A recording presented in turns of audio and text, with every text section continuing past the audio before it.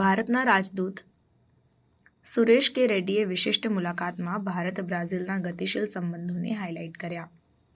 વિશિષ્ટ મુલાકાતમાં બ્રાઝિલમાં ભારતના રાજદૂત સુરેશ કે રેડ્ડીએ ભારત અને બ્રાઝિલ વચ્ચેના ગતિશીલ અને આગળ જોઈ શકાય તેવા સંબંધોને ભારપૂર્વક જણાવ્યું. તેમણે નોંધ્યું કે બંને દેશો વચ્ચેની ભાગીદારી તેમના વધતા આર્થિક કક્ષાને અને પરસ્પર હિતોને પ્રતિબિંબિત કરે છે. રાજદૂત રેડ્ડીએ ભારત અને બ્રાઝિલ વચ્ચે વેપાર અને વિનિમયમાં નોંધપાત્ર વૃદ્ધિને હાઇલાઇટ કરી, જે લગભગ $16 અબજ સુધી પહોંચી છે.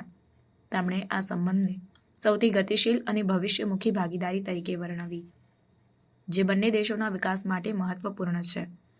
રાજદૂતે કૃષિ સહિતના અનેક સહકારના ક્ષેત્રોને દર્શાવ્યા જ્યાં બંને દેશો વૈશ્વિક શક્તિઓ છે અને તેમણે ટેકનોલોજી, નવીનીકરણીય ઉર્જા અને હેલ્થકેરમાં સહકારની સંભાવનાનો પણ ઉલ્લેખ કર્યો, જે દ્વિપક્ષીય સંબંધોને વધુ મજબૂત બનાવી શકે છે.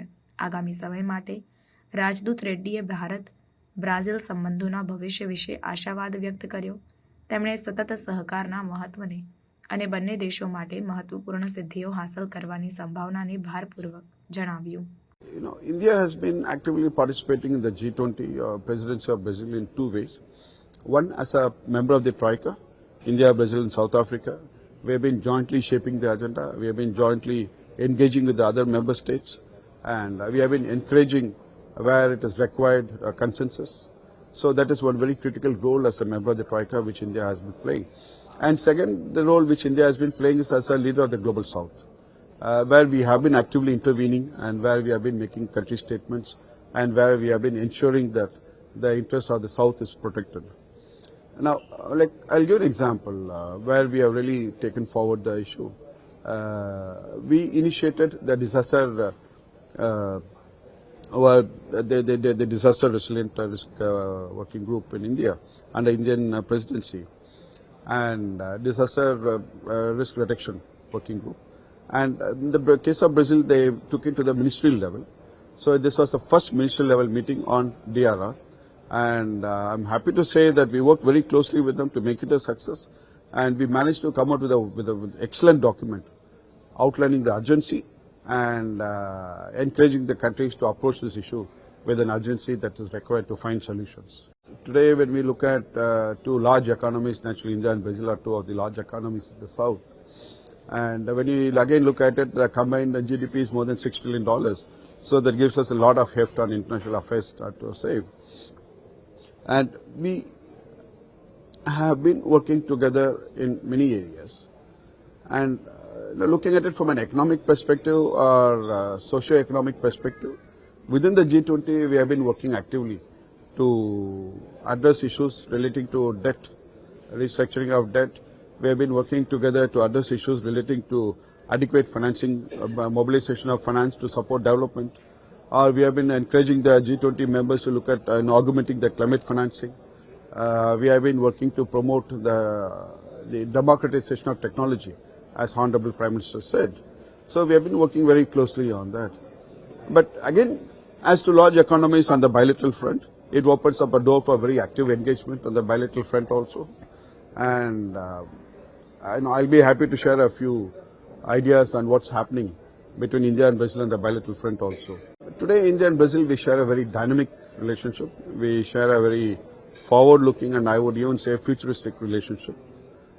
It's really a very, very vast relationship, reflecting the size of the economies of both countries.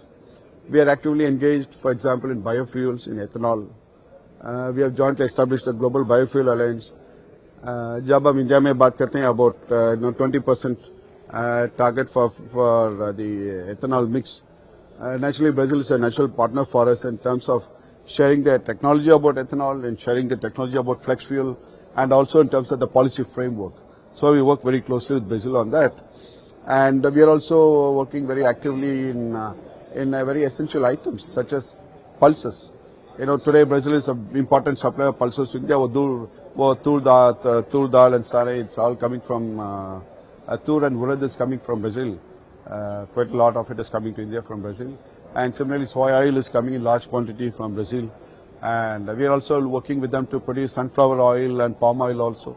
And uske saath, when you look at also for the farmers, We are working very actively in the agricultural front also, because Brazil is also a major producer of most of the commodities, and there's a lot of scope for us to exchange technology and share knowledge and experiences. And we're also working together in the field of cattle, cattle genomics. That's a very important area of engagement between our two countries.